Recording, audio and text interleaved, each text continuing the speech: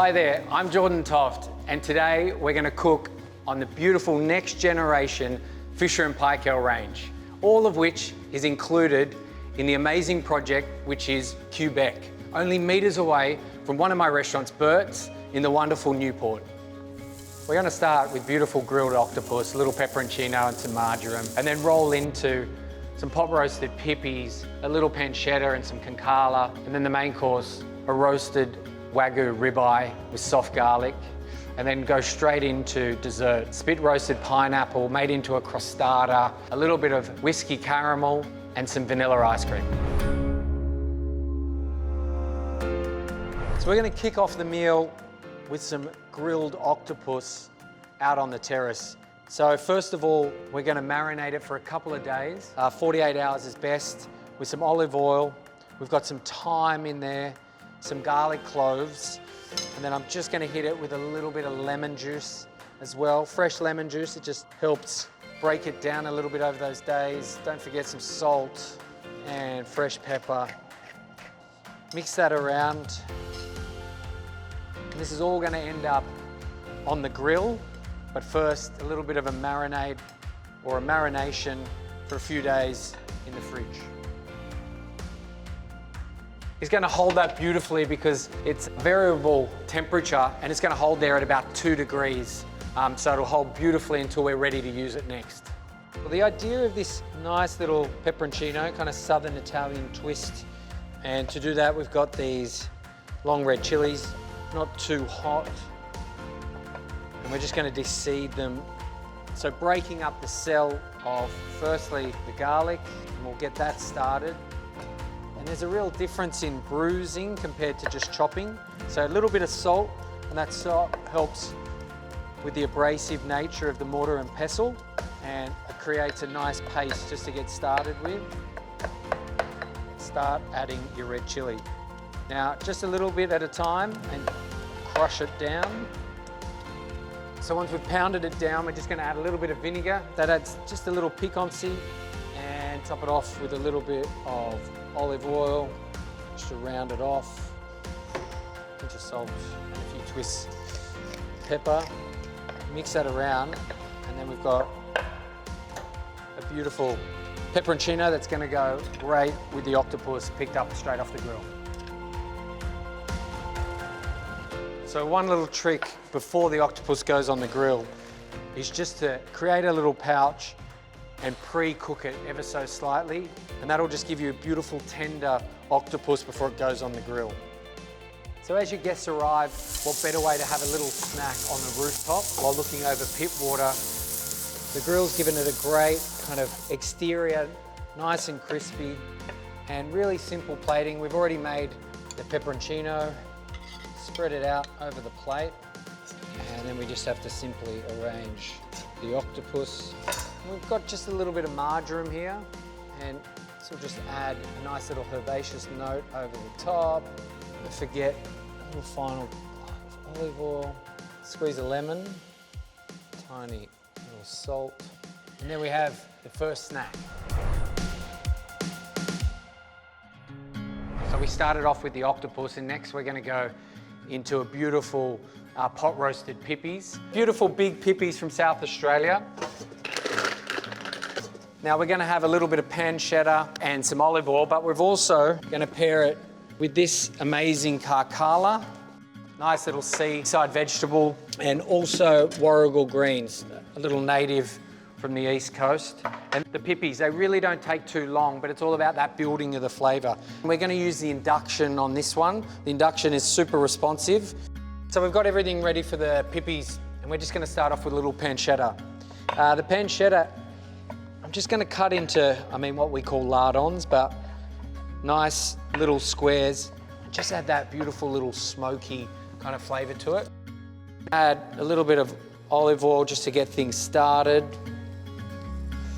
And in goes the pancetta. All right, so we've got the pancetta in, you can hear it, it's talking to you. Now that'll just render down, you'll get all those lovely pancetta flavours coming through, and we just add in the garlic now, not too early, and swirl it around. Now the pippies will cook super quickly, We just want them to open up and set. You don't want them to overcook them too much. And we've just got a little bit of wine here, a little Sauvignon Blanc, nice and dry. And that just helps hit that steam plume and get them open nice and quickly.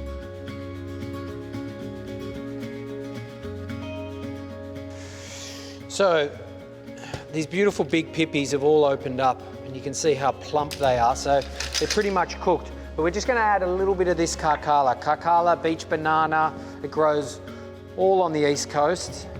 And we're just going to warm that through. It doesn't need much time at all. But it'll add a little bit of moisture, a little bit of salinity.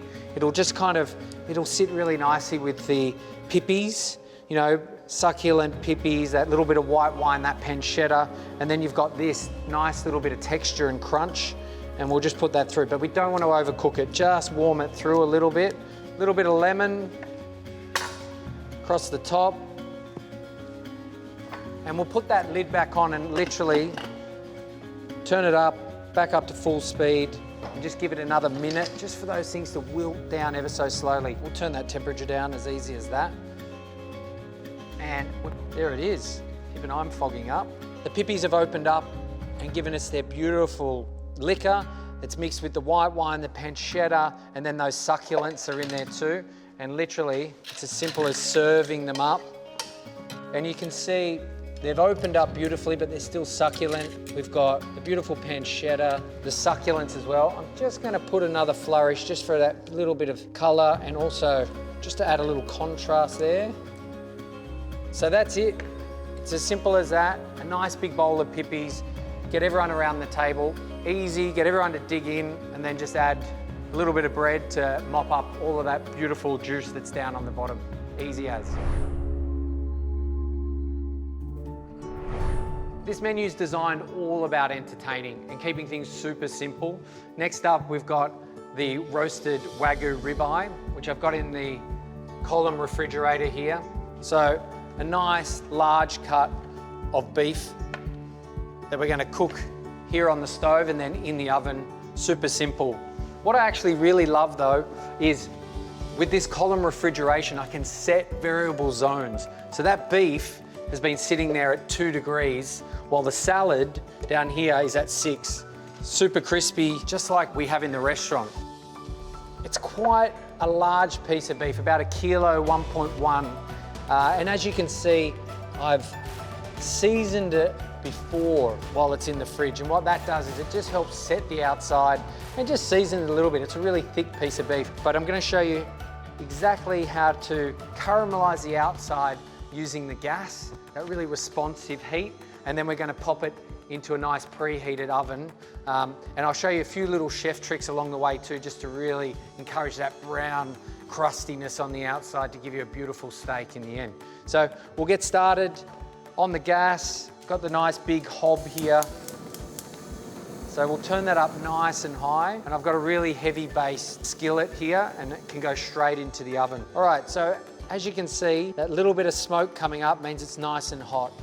And this is where you'll hear it in the pan, and that's it. Just let it kind of seal on that outside. It's still on super hot, and we'll turn that once over before we'll use a little bit of that chef's trick to add more brown flavor. That steak spent a few minutes on that side, probably about 3.5 minutes, and we're gonna turn it over, and next up comes the little trick, butter. Now it's quite a bit, don't be scared. It's not all gonna go through the steak, but it's gonna help get some color on there. So just turn it down a touch and put in a good amount. Thyme and beef, fantastic. A couple of garlic cloves.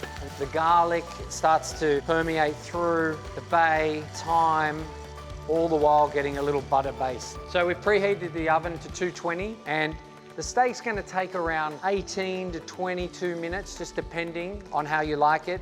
So to go along with that beef, we're just gonna serve a really simple green salad, beautiful buttered lettuce, and really fragrant soft herbs. Now just really lightly pick those over the top. Don't put the dressing on just yet. We'll wait until we're about to serve it. So we've taken the beef out and we're gonna let it rest. That's just gonna give us enough time to heat up the jus, nice and hot. We're just gonna put a little bit of that garlic in there to warm. The steak, beautiful caramelized The key to a ribeye is that beautiful kind of crust on the outside that you spent so long trying to get. And then, as you can see, slicing through it nice and evenly, you get beautiful color on the outside, but still a really nice little rosy texture on the middle. And that's where you'll get all those beautiful, rich kind of round notes, helped along there with the garlic, that thyme and the bay that you put in, not to mention the butter as well. But as you can see, most of the butter still in here. Onto the plate, and we've got this jus with the garlic in it, final. And this just tops it off. And there's something everyone would love to come to the table for. So to finish off the beautiful meal we've prepared, who doesn't like a homemade dessert? Here we've got spit roasted pineapple, and we're gonna make that into a beautiful crostata. It's a really rough kind of tart. So a couple of key ingredients. We've rolled this out nice and rustic, and here we have a little bit of frangipan. Frangipan is basically an almond meal, egg, sugar mix, and that'll just add a little bit of moisture to the crostata. The pineapple's been beautifully roasted on the grill, so it's got all those char marks that you'd expect from a spit roast. Now we just put a little bit of demerara sugar on the outside just so that it caramelized beautifully. So stack it up. Now we're going to fold up those edges. A touch of egg wash over the top. This will just give it a beautiful shine. A little final flourish of demerara sugar, and that'll just crystallize it ever so much. And we're just going to drop this straight into a preheated oven. So using the bake function, we're just going to put it in at 180. It'll take about 25 minutes. And here it is in its rustic gloriousness. You can see that it's got nice and crispy on the outside and it's caramelized on the top. We're going to serve it with some beautiful vanilla ice cream. In this column freezer, what's amazing is we've got two different zones. And ice cream, sometimes when you pull it out and it's hard as a rock, but in this case, we've managed to keep it nice consistency. Then just to be super decadent, we've made a little whiskey caramel. And then we have the finish to the meal. Spit roasted pineapple crostata with vanilla custard ice cream and a whiskey caramel sauce.